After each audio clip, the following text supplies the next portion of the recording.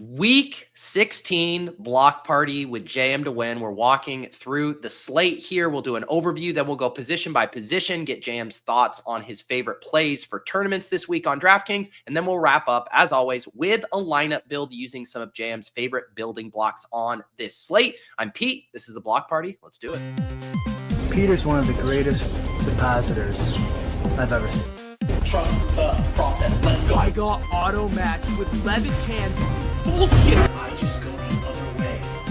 In that 66, I win all the money. All the money. If I had 150 lineups, I'd win too. AP, 35 bullets in your head like KD. Bust it, bitch, go bust it. And I had 10 pints with me in Russia. Hey, everyone. All right, Jam. It is snowing here in New England. Hey. Feeling like the end of the year. Had to throw on my broccoli hoodie, get cozy for today's shows. How are we doing? Doing well, man. My wife and kids are heading over to my sister's house in Vancouver, Washington, to actually see my parents who flew in from the East Coast yesterday. So, yeah, I guess they just missed the snow. But glad to hear you're getting some festive weather. My son keeps saying that it's going to snow for Christmas here in Oregon. It's like, well, probably pretty low probability of that. It's going to be like 45 and rainy. But yeah, happy holidays. Excited about week 16. Let's get to it. Yeah, I was just saying to Jam right before the show, this is our second to last show. We always do, of course, week 16, week 17, week 18. I turn into a cash game grinder. JM, sails off into the sunset during the playoffs. So we gotta soak this up while we have it. Excited to dig into the plays today. As always, though, JM, little look back to week 15. I'm always trying to now jog my memories of what happened in week 15, another big Josh Allen week. If I recall, how did you do last week? Yeah, it was nothing like completely came together for me, but we had a big week at OWS. We were big on that Lions-Bills game, right, and how to attack that game. I was big on Devontae Adams, some other pieces that hit, but I was also big on Jameis and Tua. So one of those ones where like the pieces don't come together all in the right way. It was a little bit gratifying listening to Devin McCourty. He was on Sims Unbuttoned this week, and they were breaking down all the games. And both the Browns offense and the Dolphins offense, McCourty like went out of his way to be like, what happened here? I was expecting big games from these offenses. And I was like, all right, well, at least I'm in good company and in being wrong on these offenses last week. But yeah, good week for the OWS fam, which is always awesome to see. And looking forward to this week. I think there's some fun stuff this week. Yeah, lots to dig into. Obviously, this week is kind of spread out with games on Saturday, the usual Sunday night football, Monday night football, but still a nice main slate to work with here. As I get up kind of the slate overview, what kind of jumps out to you as we enter into this week? I know one thing is like we have so many quarterback, curveballs going on here, which is certainly going to open up some value that I'm sure we're going to hit on. But kind of what's front on your mind here for this week 16 slate? Yeah, it feels like a pretty wide open slate. I mean, I don't think many people will be paying up at quarterback. I had to really get ruthless with my running back list in terms of like, I've got like 11 running backs I like. And I was like, okay, but who's, running back is where volume and role and matchup can really dictate, floor and ceiling range. We don't typically get the highest ceiling at running back like we do at wide receiver, but we get a much higher floor. And so that's kind of how you like to play the running back position. So I had to really kind of go through my running back list and be like, okay, but really who are my favorite plays? So I cut out some plays that that were kind of like marginally less good than the plays I kept for my player grid, for my practice builds. And quarterback, same thing. Like I've got in the player grid, I've got my beta list, which is kind of my large field list. But this week it's also kind of like, you could put any of these pieces in over a lot of these other pieces. So I think that there's two quarterbacks who stand out as clearly better plays than some of the others in terms of trying to win tournaments. But then everything else is kind of bunched up behind those two. And so on my list, like you'll see it in the player grid this week, I really like went step by step, like, okay, who's actually just a little bit better at quarterback? Who's a little bit better at running back? And really narrowed down my list there, because at wide receiver, I didn't necessarily want to narrow down my list. And there's so many 5K, 6K wideouts that you can choose from. And I don't know that there's like a clear distinction of who is the best in this range. And so, yeah, I mean, I had to really purpose to cut down my quarterback and running back lists. And then again, that wide receiver list, I chose not to because of the nature of how I'll be building this week. And so I think it's a pretty wide open week in terms of how many different spots there are. And not to say they're all good spots, but it's like they're all in the kind of the same range of expectations. Like these cheap quarterbacks are all in the same range of expectations for the most part. And all these 5K, 6K wide receivers, running backs in different price ranges. So interesting week in that regard. I know I saw you had a tweet last night when you were going through all the loopholes that would have to happen for the Bengals to make the playoffs. Are you starting to think a little bit about like motivations, who has a lot to play for? Is that factoring into your analysis at all? Yeah. We, in fact, this week's Winner Circle podcast, it's like Winner Circle podcast midweek pod, and we talk about DFS strategy and theory through the slate behind or the slate ahead. And what I did this week was I just went team by team and talked about what we're seeing with each team, right? Because it's really after Thanksgiving that these teams become who they truly are. So some of these teams, like the Cowboys, are playing a lot better than I think a lot of people realize right now. The Panthers, in spite of the fact they played poorly against the Cowboys, are playing a lot better than a lot of people realize. There's some other teams that are playing worse than people realize. There's certain things that have developed on certain teams. So, and then teams that are, starting to give less effort on the defensive side of the ball or kind of falling apart on the offensive side of the ball. So we actually went through all 32 teams and just kind of highlighted what we're seeing with each team, including teams where we would expect there to start being some drop off in effort.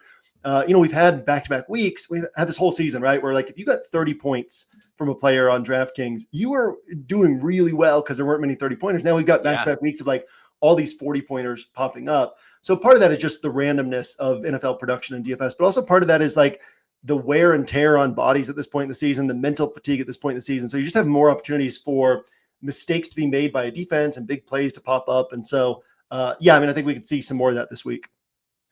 What about, we're also getting to that point in the season where we have some of these fun narratives. There's, stuff like, obviously he's not on the main slate, but, Mike Evans, trying to keep his 1,000-yard streak alive. We also have stuff of like, is Aaron Rodgers just going to force feed Devontae Adams targets on his way out? There's the Kyler Murray promising to get Trey McBride a touchdown. Is there any signal in that, or is that just all fluff to you? No, I never think that it's fluff. I think that the signals on these are critical. I mean, we're dealing with humans, and when I shifted to like really studying coach press conferences, player press conferences, and like kind of recognizing the human aspect of these guys in the locker room, you start to see these places where it matters. So there's teams like Bill Belichick's Patriots where it's like stats are for losers and all we care about are the wins. And like, he's never going to go out of his way to get some player a milestone or to give them an opportunity to do something. But there's other coaches who proactively talk about understanding that that's important for players and going out of their way to get those things for players. Nick Sirianni, Kyle Shanahan, Kevin O'Connell, they'll pay attention to those types of things. And then obviously players, like you remember last year when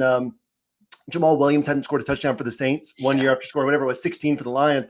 And the Saints line up in victory formation at the 2-yard line, and Jameis calls an audible to hand the ball off to Jamal Williams to score a touchdown. And like the opponent, I forget who it was, but they're like, it was somebody in the division, but they're frustrated and they're feeling disrespected because you run the ball out of victory formation.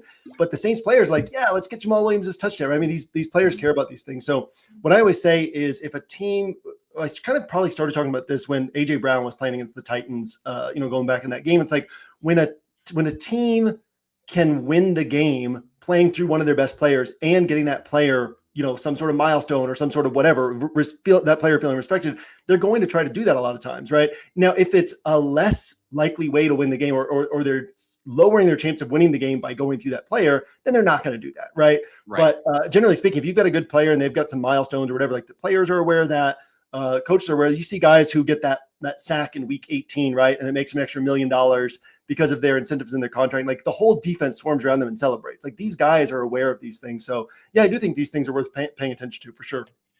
I think that's it was perfectly illustrated in that sequence with Trey McBride last week, how you're saying they're going to try to do it, but they're not going to do it at the risk of not scoring. Like they try the shovel pass to Trey McBride, it fails. And then they're like, okay, we're not going to do this again. We're going to let James Conner punch it in. But it's like, we tried, like we are making an effort, because I'm guessing if it was that game happened week 1 and there isn't the Trey McBride can't score, specter hanging over them, they're not dialing up a shovel pass for him at the goal line. Yeah. We saw that with Saquon against the Panthers, where we talked about maybe the Eagles try to bolster his MVP case in this spot, and they got down to the 1-yard line and they gave Saquon the handoff on that first play at the 1-yard line. Didn't work. Then they went to the tush push with Jalen Hurts. And so, or Rodgers, you brought up Rodgers. I do think this is why I got on Devontae Adams last week. And then Pappy was in the scroll was highlighting Aaron Rodgers. And in my Sunday morning update, I was like, yeah, like I've been talking about Devontae Adams and Garrett Wilson all week. Aaron Rodgers stacks are really interesting this week as well, is because I do think, that he's getting healthier. Devontae Adams is looking good. And it's like, they want to put good stuff on tape. They want to score points. They want to finish strong. They're probably going elsewhere next year, so they don't care about draft stock or whatever. So yeah, I think these things actually are worth paying attention to at this point in the year.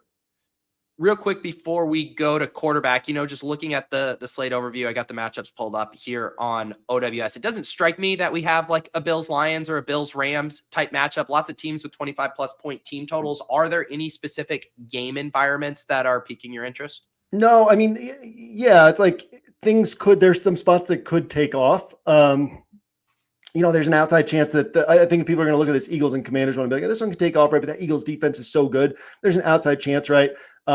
Jets defense has not played well lately. Jets offense is playing better. So Rams and Jets kind of has an outside shot. And then you get some of these spots with bad quarterbacks where it's like, oh, well, if they play well enough, this game can actually be interesting. So that would be Jaguars and Raiders in particular.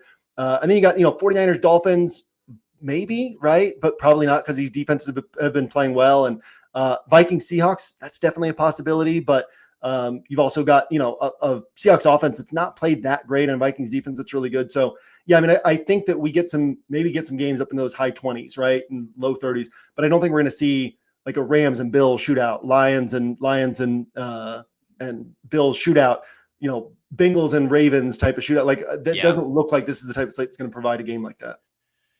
As always, if you guys are listening back to this on playback or in podcast form over the weekend, we record this live Fridays at 1 p.m. Eastern, which happens to coincide with a lot of NFL news dumps. So if we're talking about a spot and something changes, that is why we work with the information we have. For instance, I did just see Jalen Waddle is doubtful for this weekend. I did also see that T. Higgins, after a little mispractice scare, should be good to go. We will do our best to give you as much updated info as we can, but the goal of this is to be more of a macro, give you guys ideas, the spots, the matchups that we want to attack.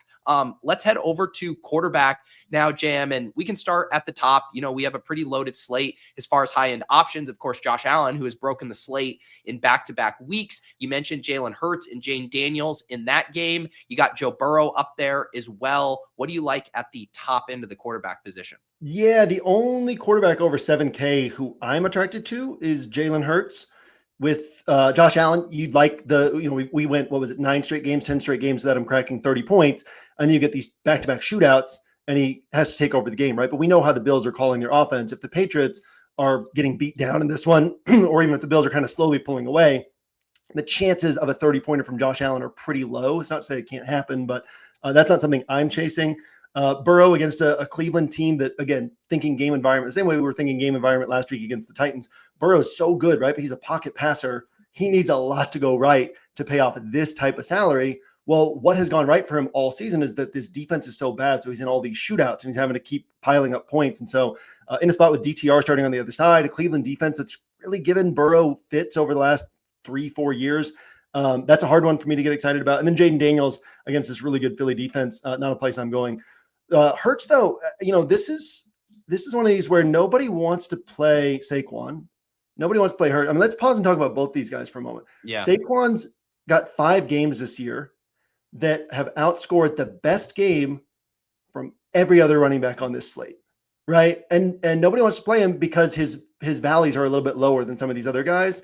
And he's like 200 more or 400 more, 600 more, right? So Saquon really stands out. He's got 29 plus points in 40% of his games since the bye. Jalen Hurts has 29 plus points in 40% of his games since the bye. And because Hurts usually hits getting rushing touchdowns, those are usually games where Saquon doesn't hit, right? So they've hit together once this year, but they've covered another 11 of the 14. They've covered 11 of the Eagles' 14 games this year, right? Where one of these two hit, and nobody wants to play either of them. So we talked about Hurts last week. In that game against Pittsburgh, where I was like, I really like Saquon, but also if I'm not playing Saquon, I want to consider Hurts. And it's the same thing this week. So I think we had a good shot at a 29-pointer, what should be a competitive game, a game that the Eagles really need. So Hurts is the guy up top that I think is the sharpest way to go if you're paying up the quarterback. Yep. Makes sense. Yeah, I've been feeling that way about Allen as well, and just thinking of who can even push him realistically on this side. I like that shout on Jalen Hurts. Let's head into the mid range there. Some 6K options. People felt burned by Kyler last week as the chalk quarterback. He gets Carolina. Sam Darnold, you mentioned that game there against Seattle. Of course, Jared Goff, Brock Purdy, Tua. What do you like in this mid range? Yeah, I'll start by saying I don't know. This is kind of what I was talking about at the top of some of these guys are cut out of my list, but not because I dislike them. It's just because I don't know that this is necessarily going to prove to be the way to win a tournament this week. Sam Darnold, I like. Brock Purdy, I like. Matt Stafford, I like. Kyler, I'm not going to argue against Kyler. Same as last week, right? I didn't play Kyler. He wasn't in my pool, but he was in the bucket of hey, everybody likes this guy. I'm not arguing against him. I think what people don't realize about Kyler is he's a pocket passer. He doesn't run the ball much. This is, we talked about this last year. We talked about this the year before. Typically, he's picking up 20 or fewer yards on the ground, 2 or fewer points on the ground. I think it's 6 of his last 7 games. He's gotten 21 or fewer yards. We see this 11, 16, 9, 21. So you're really playing him as a pocket passer, and you're playing him for that, right? So how good do you think he is in that regard? Because he's just typically adding a couple points on the ground. He can add those 50 yards, 70 yards, and a touchdown, but that's not his norm. So yeah, in this range, I think that Darnold is interesting. I think Purdy's interesting. I think Stafford is interesting. But I also think, mostly what you're probably going to get from here is 17, 18, 20 points. Maybe one of these guys pops up for 23, 24, 25. And I think a lot of the 5K quarterbacks, you're going to get 16, 17, 18 points, and maybe 1 or 2 of them pops up for 22, 23. So I don't mind going lower. I don't think any of these guys are going for 30 and burying you for not playing them. So I'm fine sticking in this range, but also fine kind of jumping over this range and going down cheaper. Yeah, let's talk about some of those cheap guys. We even have a few sub 5K. Some of the guys that are standing out, it looks like, as points per dollar values. Anthony Richardson, 5,400 at home. We have DTR taking over for Winston. Good matchup, but he has not looked good last time we saw him. He's 4,800. And then Michael Penix Jr. taking over there for the Falcons at 4,500 at home in a good matchup. What do you think down here in the cheapie zone? Yeah, so I mentioned Hurts as the the sharpest pay up option in my mind. Anthony Richardson to me is the sharpest pay down option, and it goes to that same question with Saquon of aren't we trying to win tournaments? Why do we care that his valleys are a little bit lower when he's got 5 games that have outscored every other running back game on this entire slate, right? Anthony Richardson, he's only got 11 start to finish games in his career still. In 3 of those 11, he scored 27 plus DraftKings points. So it's another one of these where, you don't want the 13-pointer. You don't want the 13.5 pointer, the 12.9 pointer. You don't want these other games that Anthony Richardson is capable of producing. But also, when you're looking at trying to win a tournament, who from this group of sub 5K or even sub 6,500 quarterbacks, who from this group is likeliest to put up 27 plus DraftKings points? It's Anthony Richardson, right? So in terms of what makes you the most money over time, it's uncomfortable to take on the risk of a 12 or 13 pointer from this guy, but also you're going to put yourself in position to get these 27 pointers. If we played out the slate 100 times, you're going to get, 30, 35, 40, 27 pointers in this stretch, maybe a little bit more, maybe a little bit less. And that just makes him stand out as kind of a plus EV option. So that's not to say he's definitely going to hit this week. It's just to say, if we could play out this slate over and over again, he would make us the most money out of anybody down here. So really like Anthony Richardson. And then, I think that Penix is interesting. There's 2 ways to look at this. If you're the Falcons, you can beat the Giants the way that they won last week, right? They had 22 rush attempts for Bijan Robinson, 12 rush attempts for Tyler Algier, only 17 pass attempts for Kirk Cousins. They're just stay back here and hide. We're not going to let you mess up the game for us. They could do that with Michael Penix Jr., but next week they have an important game against the Commanders, who they're chasing for that wild card spot. The Commanders are playing the Eagles this week. What if they lose? Falcons win. That sets up a showdown next week for that final wild card spot, right? They need Penix to be playing well in that game. They need Penix to be playing well in the playoffs if they make it there. And so I do think that we see Penix throw the ball. I don't think he's going to drop back and throw it 35 times in this matchup against the Giants, but I do think we see him throw it 28 times, something like that, right? And then that gives you this opportunity for him to throw for 250 yards, 2 touchdowns. And so at his price tag, I don't think he's put up a 25, 27 pointer. That would be an outlier here. But at his price tag, I think you can get 16, 18, 20 points. And that sets you up really nicely, right? So I actually like the idea of pairing him with Bijan Robinson, something that pops up in optimizers quite a bit, because you're playing Penix, not saying this is a huge game for the Falcons offense.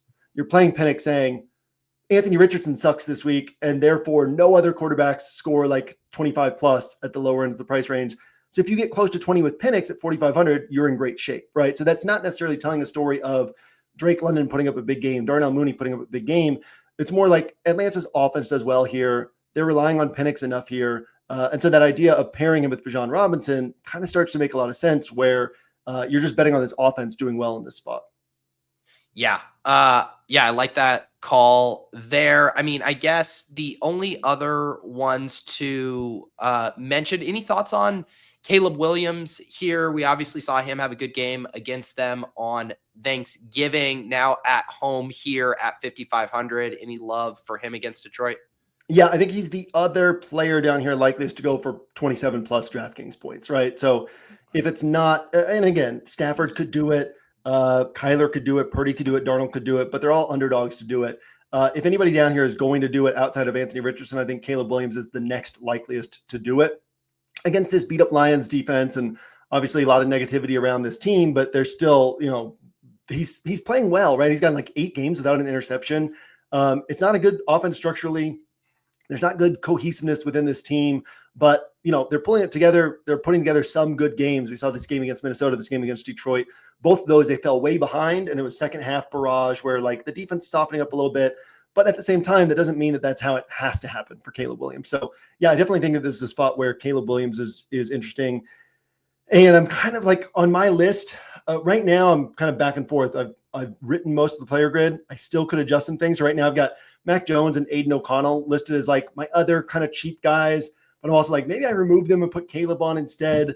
So it's like Penix, it's Richardson, it's Hurts. And then it's like, what do I do with these final couple spots? And there's plenty of guys like Mason Rudolph is totally fine. Drew Lock is totally fine. I don't expect any of these guys to go over 25 points. So then the question is, well, what if Caleb Williams does? He becomes really valuable. So I do think Caleb Williams is interesting this week.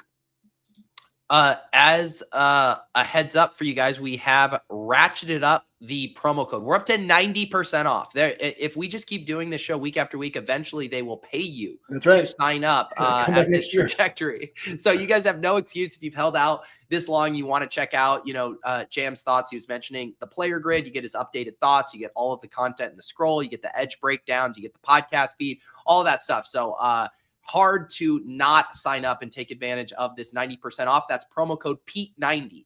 Pete90 will get you 90% off rest of season, and that includes through the playoffs, correct, Jam? Yeah, that's the playoffs as well. So I think a week pass for OWS is $19, and it's like $22.90 for weeks 16, 17, 18 in the playoffs at this point.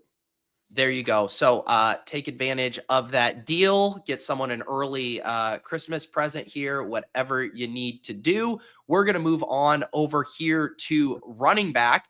You mentioned Bijan Robinson. We got some nice high-end plays here at the top. Of course, no David Montgomery, which means Jahmyr Gibbs is projecting insane at his salary of $7,500. We have Chase Brown, who has one of the best roles in football. You mentioned Barkley, and let's include Achane in there. What do you like at the top of the running back position? Yeah, to me, it's these top 4 guys. Like I said, I had to kind of get ruthless with cutting some guys off my list. So really like Achane. Actually, James Conner is on my list, but really like Achane. James Cook can be considered. Kyron Williams can be considered. Chuba Hubbard can be considered. But these are all guys where it was like, all right, if I'm going to narrow things down, who are my absolute favorites, right? Because I kind of, the way I'm going to build this week, I didn't want to narrow things down at wide out. My first decision is going to be on my roster is going to be at running back. We'll see when we build our rosters. My next decision will be at tight end. My next decision will be at quarterback. And then that kind of dictates a lot of my spots. And so it's like, well, I don't need to narrow down wide receiver because the rosters will dictate what my wide receiver pool looks like. But I want to narrow down running back. And that's the spot where we can do our best job narrowing things down. So really narrow things down to, it's like, yeah, Saquon, Bijan Robinson, Chase Brown, and Jahmyr Gibbs. And I see Bijan Robinson and Chase Brown as these guys who, are they going to put up 32 to 35 points? Like almost certainly not.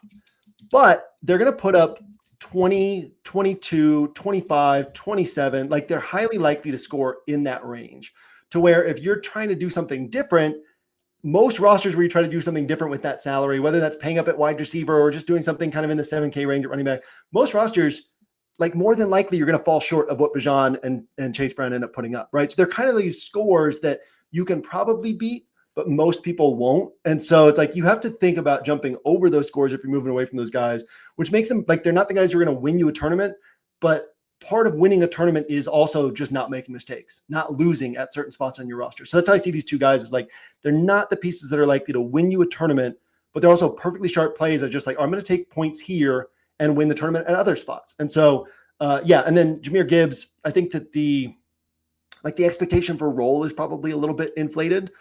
We saw him last year, in this role, it was like one game of 87% snaps, but another one of 70% snaps. Another one, it was week 3 of his rookie year, but under 70% of snaps. So I would expect kind of this 70 to 75% of snaps range with Craig Reynolds mixing in. And but also, and Jahmyr Gibbs, these 3 games where he filled in for David Montgomery last year, was like 20 touches and 20 touches and then like 31 touches. So more than likely he kind of sees in this 20 touch range. But also Jahmyr Gibbs getting 20 touches in this spot is just a great play, right? So I think that it goes Saquon for ultimate ceiling, right? He's only 800 more than Jahmyr Gibbs. Jahmyr Gibbs as the next sharpest play. And then Bijan Robinson or Chase Brown, like right below those guys as really sharp plays that are going to be difficult to outscore if you're going other directions at running back.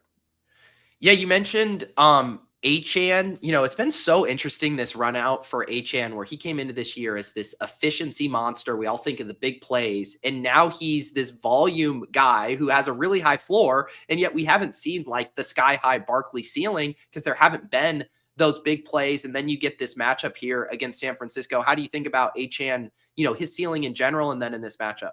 Yeah, well, it's also a function of the offense as a whole, right? The offense as a whole has not been as aggressive. It hasn't been as explosive. And since Tua came back from the concussion, they're really focusing on shorter area stuff. And they're really kind of a dink and dunk offense at this point. That's why we're not seeing the huge scores from this team. And when we get the big individual scores from this offense, it's often not coming from downfield throws. It's coming from short area throws that break off into something big. And so, it's just kind of a changing structure to this offense from last year to this year, which has led to changing expectations for these players. So, definitely like Achane, but he was one of these pieces. I like Achane. I like Chuba Hubbard. These were pieces that it was like, all right, if I got to cut some people off my list, I'll cut these ones off. If I were building a different direction and going like stack first and, running back was my last decision. And like, I was really narrow at quarterback and pass catchers.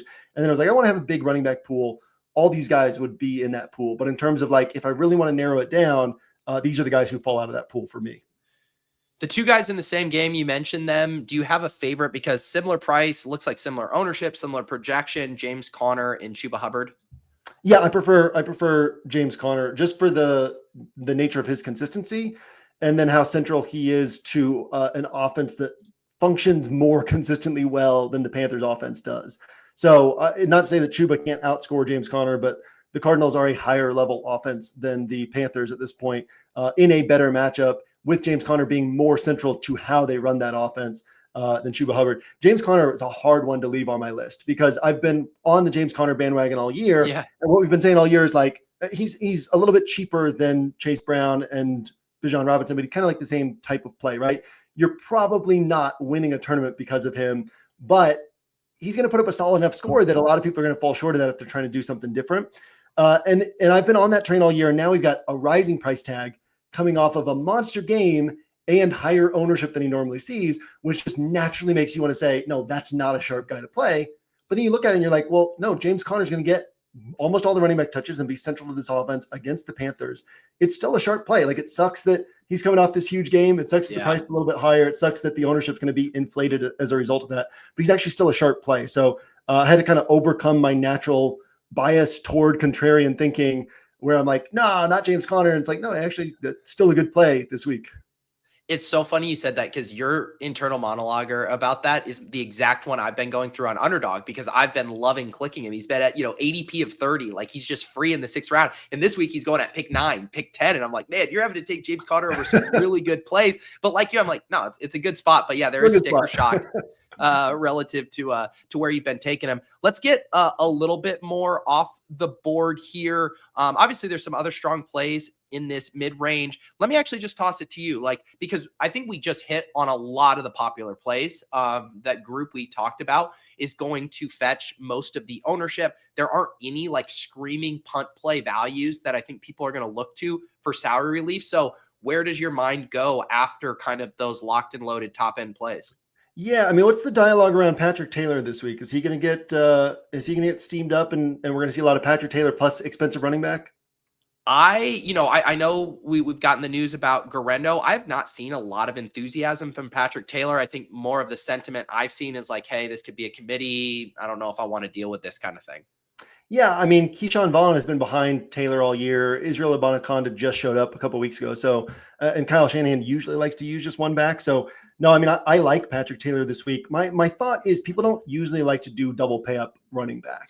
And so I think that something is going to end up gaining steam. So whether that is Jerome Ford or Patrick Taylor, I've seen DeAndre Swift kind of popping up in optimizer builds with a little bit of ownership attention. Like whatever it is, I think that people will end up finding something down here so they're not going double pay up running back. And then that kind of pushes me toward double pay up running back, especially not just like James Conner and Jahmyr Gibbs, but like Saquon Barkley and Jahmyr Gibbs, right? Where you're spending that much more in salary and most people won't be putting that pairing together. And so because of that, the individual ownership matters less, because then the question becomes, well, what if Saquon puts up 36 and Jahmyr Gibbs puts up 35 and no other running backs top 26? And most people don't have those two guys together. Like you're not just getting the Saquon points and the Gibbs points. It's the power of having that combination. So I do like the idea of double pay up, but I also like Patrick Taylor down here. And then kind of off the board, I keep looking at Aaron Jones at 6,400 and just saying, like, couldn't Aaron Jones have a big game here? He's the kind of guy who his big games can be really big. We haven't seen it yet with the Vikings, but his big games can be really big. And he can have a lot of power on weeks when nobody's on him. So his worst case is kind of like he's kind of this hidden guy down here who, you see the 10.8 pointer, you see the 5.3 pointer, but typically he's going to get you the 16, the 18, the 20, the 23, which is about what you expect from running backs in this range. Because he has these handful of duds sprinkled in, people are always like, I don't know that I want to go there. But it's like, well, just eat a handful of duds, because if we're trying to win tournaments, like, yeah, he kind of scores in the same range as everybody else in this price range, and he can put up like a 30, 35 pointer. People aren't typically on him. So I think he's an interesting guy in this range as well. Yeah, for sure. And especially after his stretch with the fumbles and stuff, I don't ever see anyone excited to play him. So getting him at this price, this ownership certainly checks out. Let's go ahead and move to wide receiver here. We do have our typical guys up at the top end: Ja'Marr Chase, Puka Nacua, Justin Jefferson, Amon-Ra. We can maybe debate if anyone else deserves to be in that tier, but what are you liking at the high end of wide receiver? Yeah, for me, Puka's the only one who I feel really confident about the volume that he's going to see. Ja'Marr Chase, I mean, going back quite a while, like going back throughout his whole career, the game is play him in high scoring game environments. Like most of his biggest games in his career have come against the Chiefs, have come against the Ravens, have come in shootouts of some sort, because then the Bengals say, all right, let's unlock Ja'Marr Chase. And it's instructive because it's the same quarterback, it's the same head coach, it's the same offensive structure throughout all these years, and they followed the same patterns. And so anytime that the Bengals are in a game where I don't expect the scoring to elevate, I don't like chasing Ja'Marr Chase, right? Because what we've seen throughout his career is he's not like Justin Jefferson last year, or Tyreek Hill last year, where their typical game is 25 to 33 points. Like his typical game is 14, 16, 18, 20, and then he pops off for 44, 50 something. And you can usually see the game environments where those huge games are going to come from. And because I don't think that Cleveland's going to do all that well with DTR, that's kind of like the bet you're placing by taking on Ja'Marr Chase. So spending that much time on it sounds like I'm saying don't play Ja'Marr Chase. If you like Ja'Marr Chase, I think he's a totally fine play, right? But he's not a guy who's making the list for me. Same thing with the Amon-Ra St. Brown in the game, where I don't think the Bears like create a back and forth barn burner game environment to where I want to play Amon-Ra St. Brown against a really good pass defense. Justin Jefferson is more clearly in the mix for me than these other two that we just talked about, just because his ceiling is so immense. But this isn't a spot where I think that we need to be chasing Justin Jefferson. So Puka Nacua, just because we know the volume is going to be there, the 10, 12, potentially 14 targets. And really, I'm fine not playing any of these guys this week as well. Like, I don't think that this doesn't look like a week where we're going to get a 35 to 40 pointer from a high-priced wide receiver, and that's where you had to be, right? Ceiling at wide receiver is usually higher than ceiling at high-end running back, And so you got to think about, do I need to prioritize salary at wide receiver? And this is a week where I'm saying, I don't think I need to prioritize salary at wide receiver.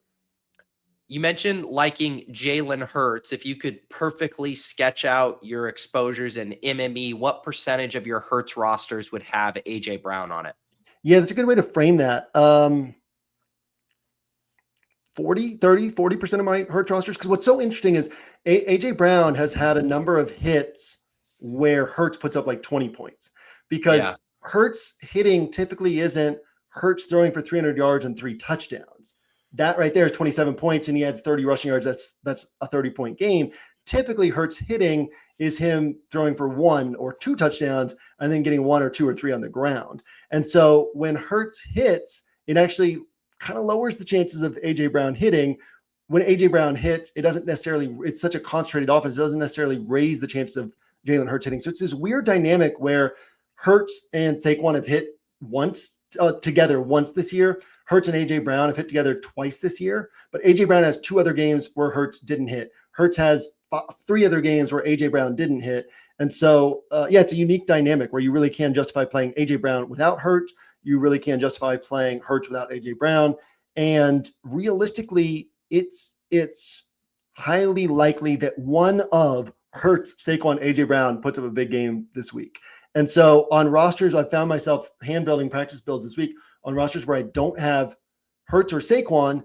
The next question I'm asking is, do I want to put AJ Brown on this roster? It's not always a yes, but that's certainly like the next decision that I make on those rosters is, okay, I don't have Saquon, I don't have Hurts. So do I want to play AJ Brown? Because, again, he's going to put up a 40-pointer, probably not, but a 28, 30-pointer at this price tag is certainly well within his range of outcomes.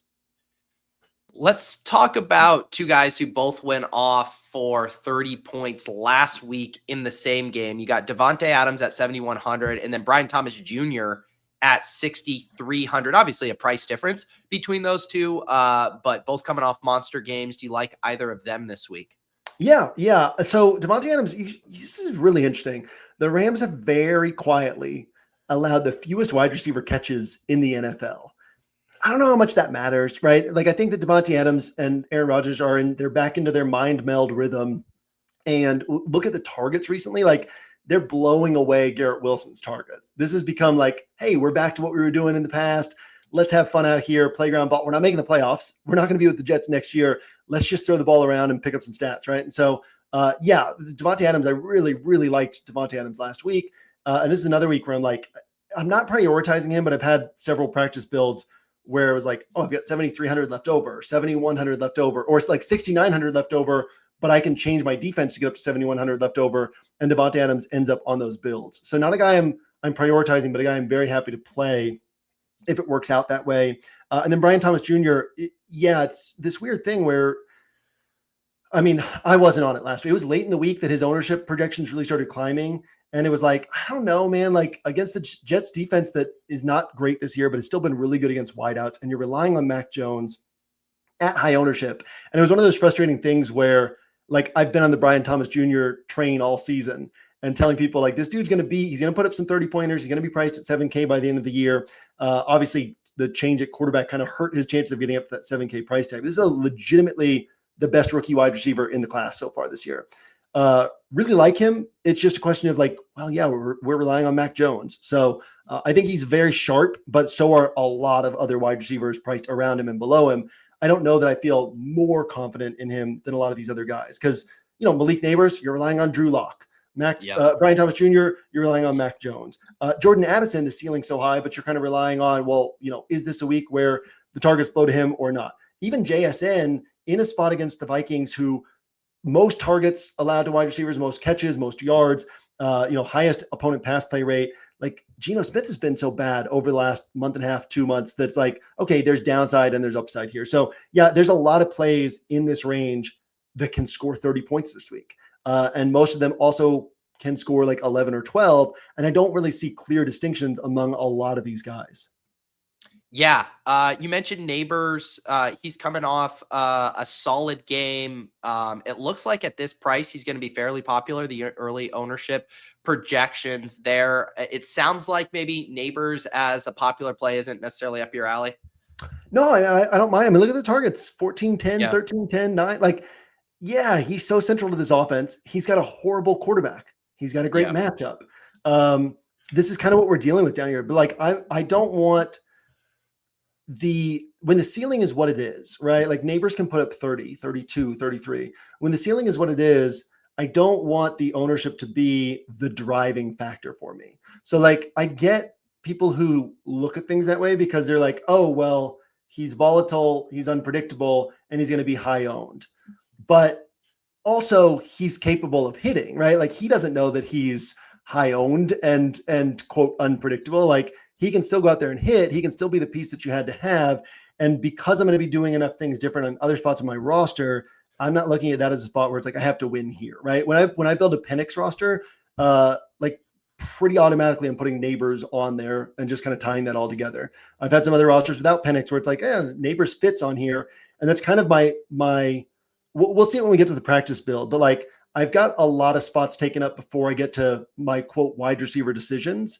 And so because of that, it's like, well, what fits with salary, and then just put some of these guys in is really how I'm looking at it. Yeah, no, that makes sense. Let me ask you about two wide receivers in the same game who look like decent values.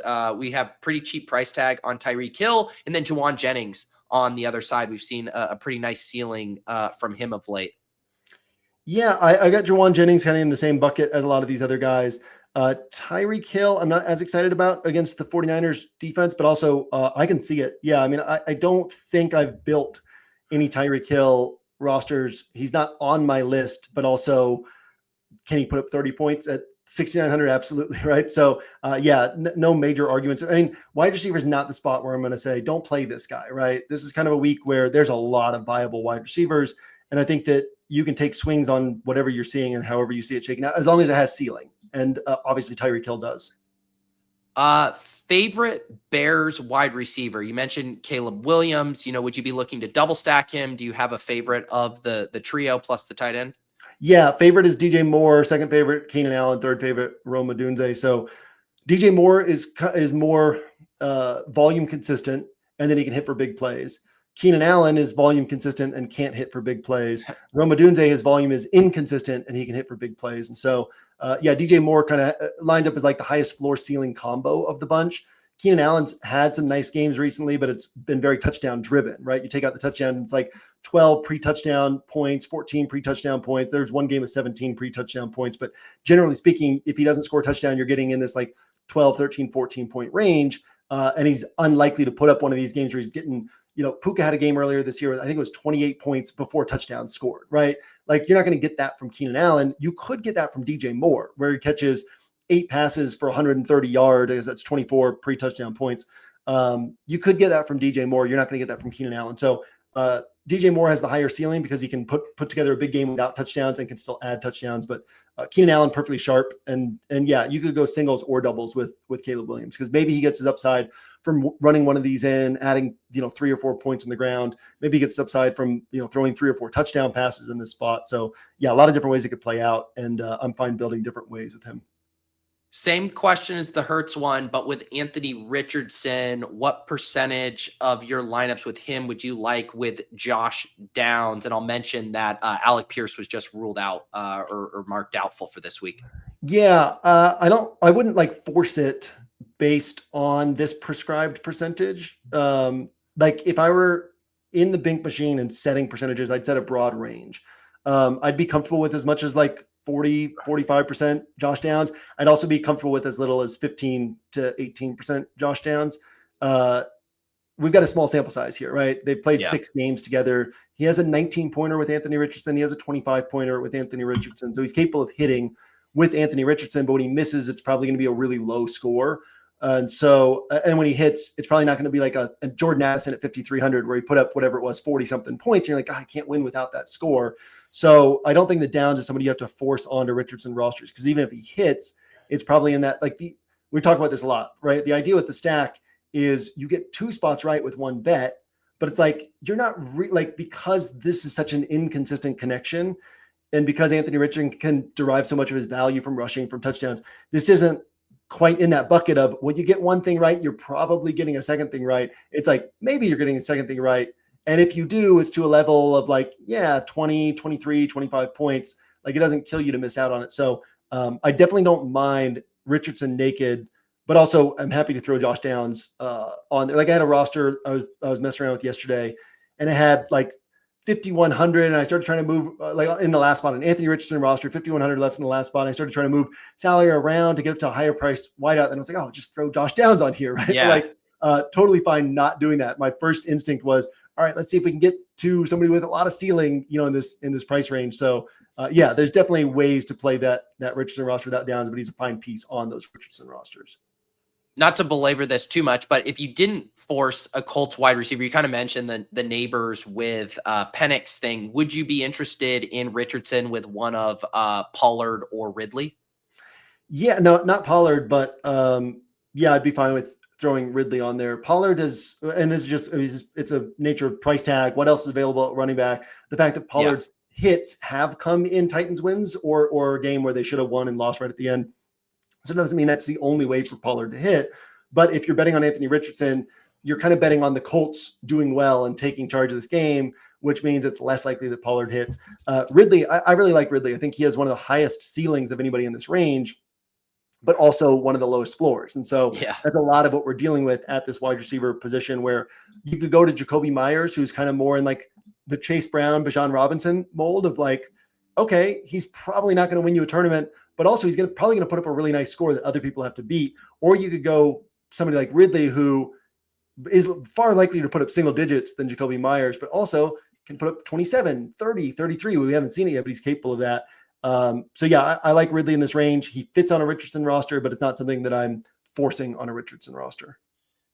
Let's give the people some value options if we could come up with any. I'll toss out Wan'Dale Robinson, Jalen Coker. We can do our evergreen Patriots wide receivers comment. Anything down there, sub 4,500 you like? Yeah, Malik Washington is I think a legitimately strong play. What do you have? 6 targets last week, but there were a lot of them were schemed targets. Schemed targets or second reads, right? So we had a couple where it was like schemed plays to get the ball in his hands. A couple where he was the first or second read on the play. And so do we see 9 or 10 targets? Probably not, but I think we see 5 targets here with a pathway to like 7 or 8 targets. So at 3,700 as a speed guy in an offense that knows how to use speed, I think he's a really sharp play. So this 10.2 that he put up last week, that's probably the range that we're going to expect. 7, 9, 10, 12, but he's capable of putting up a 20-pointer. And again, getting 7, 9, 10, 12 at this price tag isn't a bad thing at this point in the season. Other guys down here, I think Coker's viable. We've gone 4 straight games with a Panthers wide receiver putting up 20-plus DraftKings points. It was David Moore, then it was 2 games of Adam Thielen, then it was Coker. That doesn't guarantee that we get 20-plus points from a Panthers wide receiver again this week, but that's pretty good consistency where Legette's now out. David Moore's dealing with the concussion. Like you've got Thielen and Jalen Coker. Decent chance one of these guys puts up 20 DraftKings points. So Coker's very much in the mix for me down here.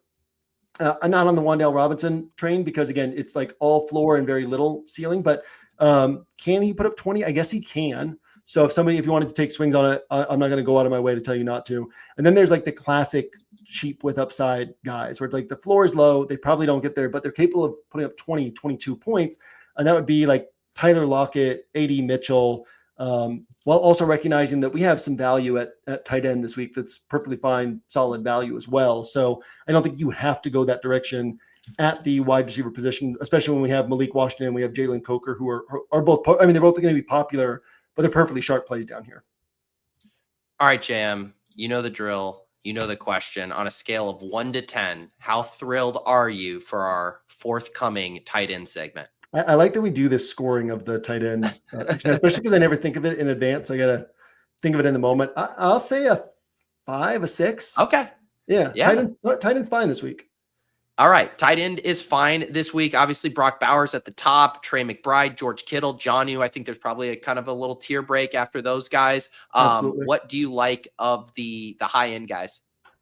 This is a week. I said it the week when Jalen Waddle first broke out, where just all week I kept being like, this feels like a week where we're not going to be surprised if Jalen Waddle puts up 25 to 30 points. And we're like, of course he was going to eventually do that.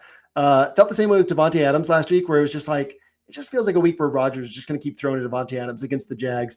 This just feels like a week where Trey McBride puts up 1 or 2 touchdowns. And so, yeah, he's a sharp play, right? Like Carolina's been playing games close. We can get clouded by this game against the Cowboys. Carolina won 2 games, took the Chiefs to a last-second field goal, took the Bucs to overtime, took the Eagles down to a last-second loss, right? This team has played well lately. They should be competitive against Arizona here, keep this game competitive throughout. So Trey McBride will see his volume in a really good matchup, which gives him a really high floor. And then the ceiling is there, right? Kyler has never thrown a touchdown pass to Trey McBride, going back to last year. They've never connected for a touchdown. So if they're proactive, I didn't even catch this stuff you were talking about at the top of the show about the narrative and them talking about it. If they're proactively trying to get him a touchdown, I think that this is a good spot for him to hit. I had already had that thought of like, this just feels like the week where Trey McBride hits. Brock Bowers remains a really sharp play with a low floor, but a high ceiling.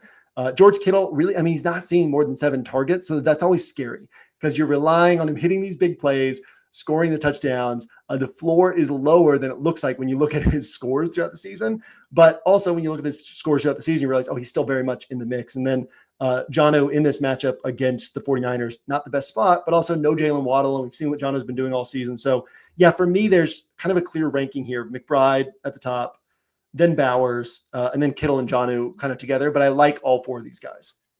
Yeah, some strong plays there. I still, every time I look at this Jonnu Smith, like his box score, and this floor ceiling combo that he gives you, it's just wild. And then, like you said, it's like every single week something breaks his way. It's like, he's doing nothing in that game. What was it, against the Jets? And then the overtime, he gets there. And then it's like this week, kind of tough matchup. Now Waddle's out. I'm like, no one runs better this year than Jonnu Smith, JM. Jonnu Smith, longtime favorite. Exactly. All right, let's talk about some of the cheap options. I know you said there's lots of value to go around. I think, the main guy to talk about, or at least the first, would be Brenton Strange, coming off of a monster target game. Now gets a pretty good matchup against the Raiders. What do you think about him? Yeah, Strange is kind of like Stone Smart last week of like, he's legitimately involved. He's probably going to put up a solid score. Also, he had this role for a large stretch of the season earlier in the year and was putting up 10.9, 12.4, 4.9, 9.2, 9.5. Mostly he was putting up 9 to 12 points. Then Evan Ingram came back. Evan Ingram had 4 games with Mac Jones, and Evan Ingram was consistently putting up 9, 10, 11 DraftKings points. So everybody's going to flood to Strange this week. Strange, who I got onto after my show with Squirrel Patrol last week, where he was like, yeah, I like Stone Smart, but I just feel like Mac Jones is just going to keep throwing the ball to Brenton Strange here. And I was like, yeah, that makes sense. If everybody's going to be on Stone Smart, why not go to a different cheap tight end with a role? And now everybody's going to jump on Brenton Strange because he had the targets in the big game last week. Like, his likeliest output is 9, 10, 11 points, which at his price tag is perfectly solid. So I think he's a perfectly solid play. I don't think he's likeliest to put up another 20-pointer. He can, but I think people are kind of chasing that a little bit. So I like Brenton Strange. I think he's going to put up 9+ points. A good shot at 12 points, and an outside shot at a bigger score than that. It looks like David Njoku practiced today, so who knows what's going on there. But if he's out, Jordan Akins probably sees 4 or 5 targets. Austin Hooper continues to produce in this Patriots offense very quietly. Since Theo Johnson went down, Daniel Bellinger has taken over at tight end. For the Giants, he has 7 targets and 3 targets. He has 9.5 and 6.5 points. We know that Atlanta should be in control of this game. We know that you can pass against Atlanta, so I think he's really interesting. And that's about it. There are actually some interesting, like, really cheap guys if you just need to save the salary, but I'll save that for the player grid. They're not guys I want to isolate and highlight. All right, one more tight end question. You got 5,800 in a vacuum. Who do you prefer, TJ Hawkinson or Sam Laporta? I'm going to say Laporta, but it's a toss-up. Hawkinson, so Hawkinson's going to have a higher floor. He's got more predictable usage, but it's been really rare that he has hit with Addison and Justin Jefferson on the field. Typically, he's putting up 10, 12 points, sometimes 15 points, and he's got this 21.4 pointer there in week 12 that was with both those guys healthy. So he can do it, but most of the points he put up last year down the stretch, we got to remember, or last year, in the middle of the season when JJ was out.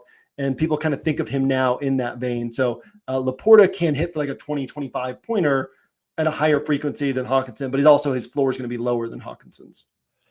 I feel like that's been a little bit of a theme of this show, is talking about, what the floor ceiling combos with these guys. We talked about it with Connor, the Jacoby Myers versus the Calvin Ridley. Do you think about that? Say you're hand building a roster and you can kind of put these guys into buckets. Like, how over levered do you want to be? Like, do you want the Calvin Ridley, the Sam Laporta all in there? Or do you like the idea of like a blend? Like, I'd like a Sam Laporta paired with the Jacoby Myers. How do you think about those dynamics when you're hand building? Yeah, that's an awesome question. And it's kind of the type of stuff we focus on in the Winner Circle podcast, and kind of working through how we build these types of rosters. So it goes down to what size tournament you're in. The smaller the tournament field you're in, the less risk you want or need to add to your roster. The more you want to allow others to make mistakes and you to not make mistakes. So the more you could be like, I want Bijan Robinson on this roster. I want Brenton Strange on this roster, and just side with ownership there. I want Jacoby Myers on this roster. Like, you don't necessarily need Jordan Addison or Calvin Ridley on those rosters, where you're going to be the only person rostering Jordan Addison, or one of 2% of the field rostering Jordan Addison and taking that big swing. Now, you probably want to do one or two things differently than the field in those smaller field contests, but that could just be a really unique combo or a really unique approach to how you're building your roster, or it could be a unique player with a lot of ceiling. And then the larger the tournament field you get into, the more you want to be like, okay, this guy's low owned, broader range of outcomes, but I got to hammer the ceiling on this guy. So yeah, and especially this week where it's like Jalen Hurts has a low floor and high ceiling for his price tag. Anthony Richardson has a low floor and a high ceiling for his price tag. So if I'm already taking on volatility at that quarterback spot, then maybe I want to put in a couple pieces that I just feel really confident in their potential to just get me those points. And so, yeah, it's kind of a sliding scale depending on what type of contest you're in and what you're doing in the other spots on your roster. But the larger the tournament field, the more big swings you want to be willing to take. The smaller the tournament field, the more you want to say, let me just get some points at this spot, this spot, this spot, this spot, and then try to win with these last few spots on my roster. Yep. As always, very specific to the contest you're playing and the size and the payout structure and all of that good stuff. We're going to build a lineup here in a second. Want to shout out our newest YouTube member. Love the handle here, Mouth Breather Hand Builder there, showing all kinds of self-awareness with this YouTube handle here. As a reminder, if you are the hand builder tier, regardless of whether you're a mouth breather or not, it will get you access to 2 premium shows a week. DFS After Dark on Saturday nights at 9 p.m. Eastern. This week, my guest is Patrick Donovan. He is a dev. He is the man behind bbmdb.com. He has created all these awesome sweat tools and companion tools for Best Ball Mania, the Sprint, these other underdog tournaments. He's got a sim up there so you can roll it like a slot machine and see if you ever bink the 1.5 in his simulations. So all kinds of good stuff. Excited to talk to him. We'll also, draft a team, build some pick'ems. And then on Sunday, we got the cram, 10:30 a.m. Eastern, getting you ready for the slate, overnight news, going through, checking out all of the updated ownership and projections, and building some lineups and drafting some teams. You can get access to all of that by becoming a YouTube member, that hand builder tier, which I guess I need to adjust to mouth breather as well. All right, it is time to build a lineup.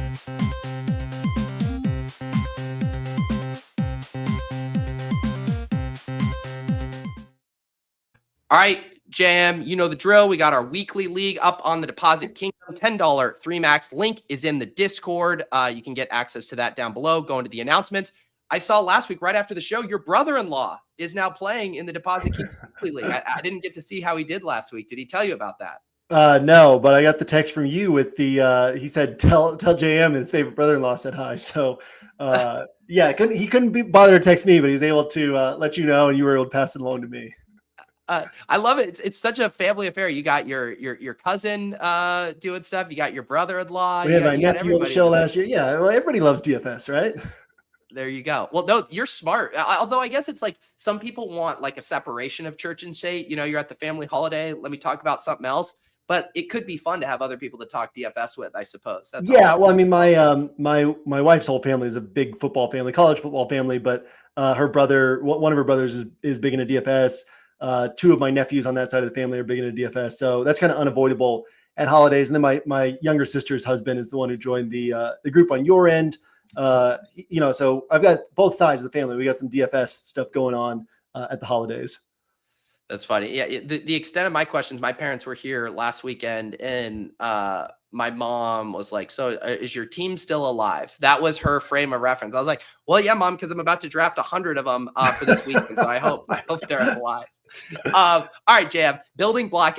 Before the show, I sometimes ask you for a little sneak peek, so I don't trample over it during one of the things, and I decided to let it be a surprise. You said there was no way I would guess it. Did I mention a name from your preferred building block throughout the show? Not even close. Oh, wow. So let's have some fun. Okay, so this is like a very classic building block. This is a building block that does not win you a tournament, but it very much like positions you to win a tournament in the other spots on your roster. It's a block, what I call a block of guaranteed points. Guaranteed doesn't mean you're definitely getting those points. I mean, guaranteed does by definition, but like when I say block of guaranteed points, what we're talking about is probabilistically, this is something where you probably get a really nice set of points as a foundation on your roster, and then you move forward from there. So this is a 7.2K quote player. Obviously, we're going to talk about two players combined or 7.2K.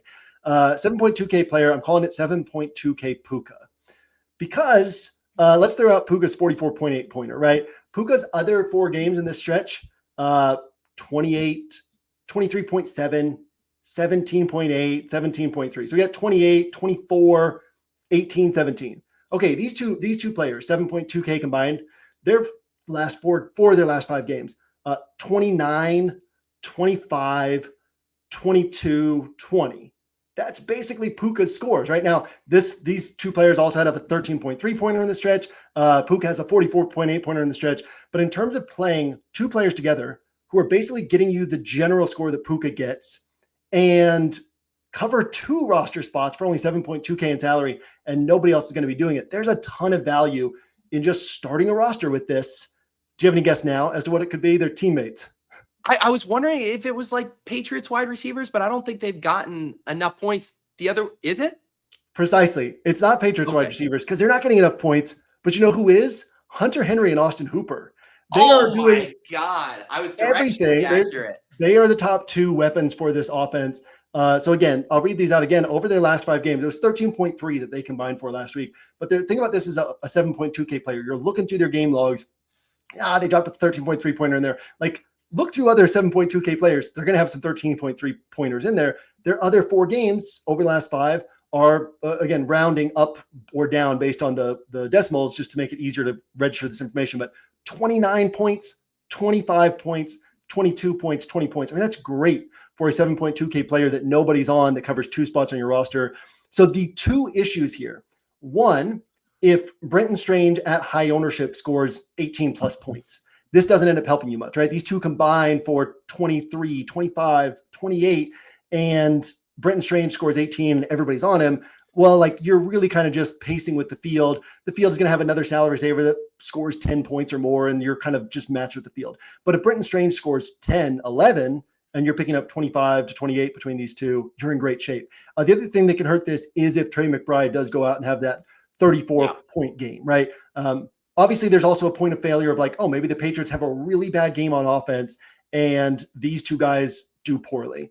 But what's cool about these 2 guys is because they're so central to the offense, when one of them's having a good game, usually the other is having a good game. Like, these scores have risen and fallen together to where their share of this combined score is pretty equally like moving up and down across the weeks. And so in a game where we expect the Bills to take a big lead, where we expect the Patriots to have to throw a lot, it's reasonable to think that there's a pretty good chance we get yet another, 5th time in 6 games of 20 plus points between these 2. So as long as we don't get Trey McBride putting up 33, 35, something like that, McBride can put up 24. That's totally fine because people are paying kind of 6 point whatever McBride is for a similar score to what you can get from these 2 guys covering 2 spots, opening up a lot of salary on your roster. So it's just a really fun pairing, a really fun way to start a roster, and opens up so much in terms of flexibility and salary in other spots on your roster.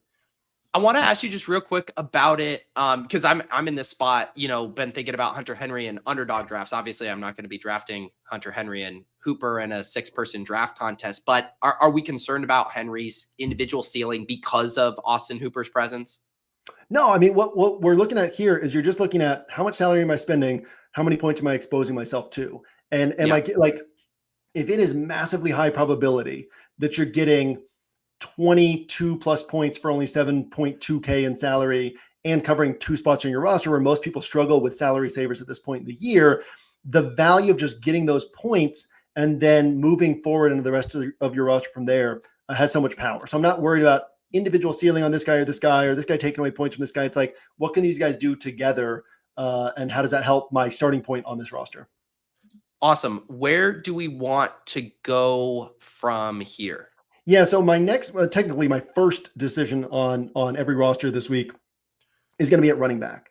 And that's basically just deciding, like, what do I want to do now? My second decision is going to be tight end, because I'm going to decide, okay, am I doing McBride plus a different salary saver, or am I doing these 2 guys together, or am I doing just one tight end? But my first decision is running back. Second decision is tight end this week. So at running back, what I want to do here is throw in a couple high-priced guys. And for the sake of like illustration here, let's skip over Saquon, because then that gives us more decision points further down the line. And we can go Jahmyr Gibbs, and we can go Bijan Robinson. That leaves our options open, because we can go Penix, we can go Hurts, we can go Richardson, we can go a lot of different directions elsewhere on this roster. But what you see is, especially once we put in the defense, like the salary available on this roster, even though we just played Gibbs and Bijan Robinson together, is plentiful. With this week, in fact, let's throw a defense on, and I'm fine with, I don't have strong takes on defense this week. I don't think there's any really strong defense this week. So I think we throw in the Seahawks at 2,800 as just a defense that gives us an idea of what we have in salary. So 6,100 per player. And what we'll see is you can go up to Hurts on the, you can say, okay, I don't have Saquon, so let me leverage that by saying I'm betting on Gibbs and Bijan Robinson outscoring Saquon, because if they don't, I should be playing Saquon at similar price tag. If that's the case, then Jalen Hurts has a pretty good shot at getting the points. Right now, all of a sudden, Saquon's scoring 17, Hurts is scoring 29, 30. And then we still have all the salary flexibility where, like, we could go Malik Washington and then have big salary to spend. We could go Josh Downs and play a couple of these high 5K wide receivers who are attractive this week. And this is what I mean by, like, my decisions are going to be kind of dictated by, my decisions at wide receiver are going to be dictated by what I'm doing at running back and at tight end. Because also, if we went Penix here in this quarterback spot, and then that puts Malik Nabers on, then that only gives us 2 spots left, and that our salary kind of dictates what we're doing there. If we go Anthony Richardson here, we have a lot more salary to work with at wide receiver. And then we ask ourselves, do we want A.J. Brown on this roster? Do we not want A.J. Brown on this roster? So there's kind of a clear decision tree for me this week of, like, I start at running back. If there's no Saquon, that determines some of my next questions. If there is Saquon, that means no Hurts. I'm going cheaper quarterback. I'm going at tight end and kind of deciding, am I playing the 7.2K Puka or chasing McBride or doing something different? And then this kind of the pieces start really falling into place for us. Awesome. Yeah. So we got the 3 wide receivers here, 5.5K remaining for the receivers. Where do you want to go next? Yeah, let's go ahead. Let's see what a mid-range roster looks like. Let's go ahead and throw Josh Downs on here. Yep. And what we're ideally going to get here is, a couple guys that we're going to feel like pretty confident in their range of outcomes, right? So whether that's a Jacoby Myers, where we just kind of take the locked in points on him and we're like, hey, he's probably not putting up 30, but he's going to put up like 15 to 22, maybe even 25. And then we can throw in a Juwan Jennings where we have the ceiling on him, or a DJ Moore or a Calvin Ridley, where all these guys broader range of outcomes, but the ceiling is there. We could also say, depending on the type of tournament that we're in, we could say, Jacoby's going to be popular. He's probably not winning us a tournament. Why not take 2 swings on guys here in terms of ceiling, right? Why not get a JSN in here along with, or even a Ridley plus a Nabers that I think that barely fails to fit, but or like an Adam Thielen.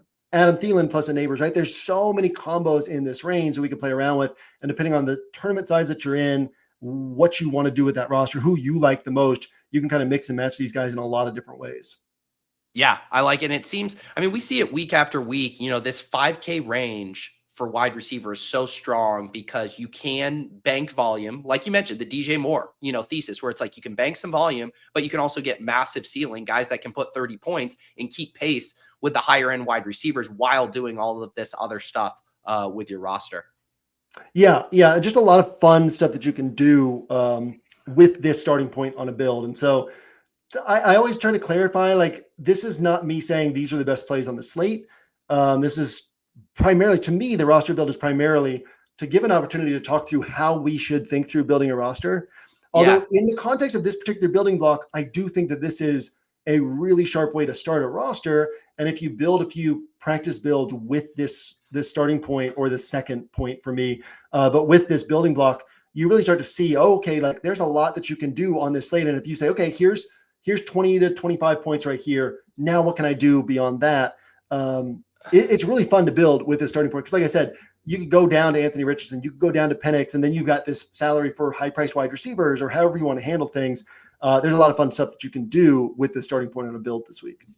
Yeah, and I know we're on to, I always know it's a good play when it's melting people's brains in the chat. And it is so funny. Like, it goes to show how warped we get with like something that's slightly different. Like, for an example, right? A lot of people will build a lineup this week. They'll put Brenton Strange at tight end, and they'll put Wan'Dale Robinson or Jalen Coker at wide receiver, and it'll feel comfy. It's like, oh, Brent Strange, it's like, but then you look at this play, it's like 2 Patriots tight ends. What? And it's like, well, they're going to project for the same amount of targets. It's the same amount of salary, and it's going to come at a fraction of the ownership. But for some reason, that seems crazy. When to me, what seems crazy is playing the chalk pump plays that everyone's going to have that feels extremely fragile. So I think it's a really good exercise of thinking through, what are you actually paying for when you are looking for value options?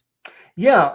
And getting 2 things right with 1 bet is way more valuable than trying to get 2 things right with 2 different bets. I mean, it's mathematically, it's dramatically more valuable. And again, Henry and Hooper have risen and fallen together depending on how the Patriots passing attack has been in that individual game. And because the Patriots passing attack runs through these 2 guys, they're kind of a big part of determining how it does in that individual game. And so very much you're getting both guys right or wrong together. You're getting the 7.2K in salary right or wrong together. And just a lot of value in doing that on rosters. Beautiful. Jam, we mentioned the stuff up on the site as usual. For people who aren't familiar, let them know kind of the content flow up at OWS over the weekend.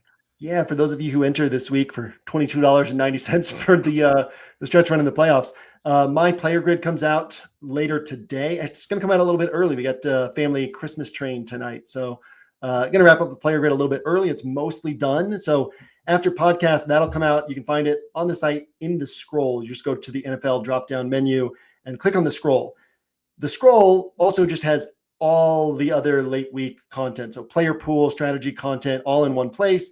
You can scroll through the whole thing, or you can jump article to article over on the sidebar or top slider on your phone. And we'll have different people's player pools, Pappy's player pool, Mike Johnson's player pool, Sonic, Millie Maker, his MME player pool.